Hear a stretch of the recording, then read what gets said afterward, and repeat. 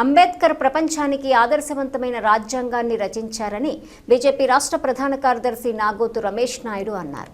రాజంపేట ఆర్ఎండ్బి వద్ద ఉన్న అంబేద్కర్ విగ్రహానికి కార్యకర్తలతో కలిసి మంగళవారం పూలమాల వేసి నివాళులర్పించారు.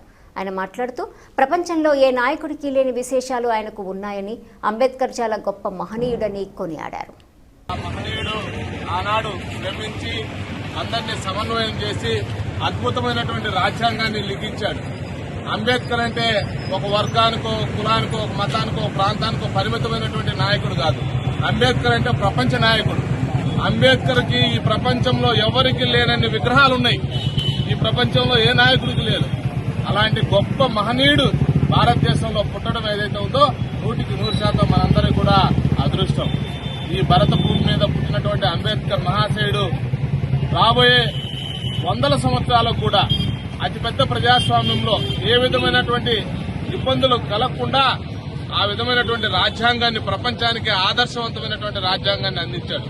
ఈరోజు 140 కోట్ల జనాభా ఉన్నప్పటికీ కూడా, అనేక వర్గాలు, మతాలు, ప్రాంతాలు, కులాలు ఉన్నప్పటికీ కూడా ఏ విధమైనటువంటి ఈ యొక్క దేశానికి హాని కలగకుండా అందరినీ కూడా సమన్వయం చేసుకుని పోతూ అందరి హక్కుల్ని రక్షించే విధంగా రాజ్యాంగాన్ని లిఖించాడు. ఈరోజు చూడండి, ప్రపంచంలో ప్రతి దేశము అల్లకల్లోలంగా ఉంది.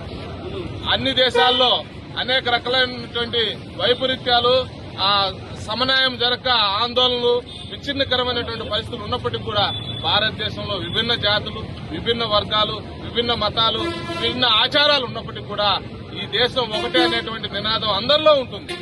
ఇది అతిపెద్ద ప్రజాస్వామ్యం. దీన్ని కాపాడుకోవడం కోసం ఎప్పటికప్పుడు రాజ్యాంగంలో కూడా మీరు మార్పులు చేర్పులు కూడా చేసుకుంటూ ఉండండి అని చెప్పి కూడా అంబేద్కర్ గారు ఆ రోజు పార్లమెంటు సాక్షిగా చెప్పారు.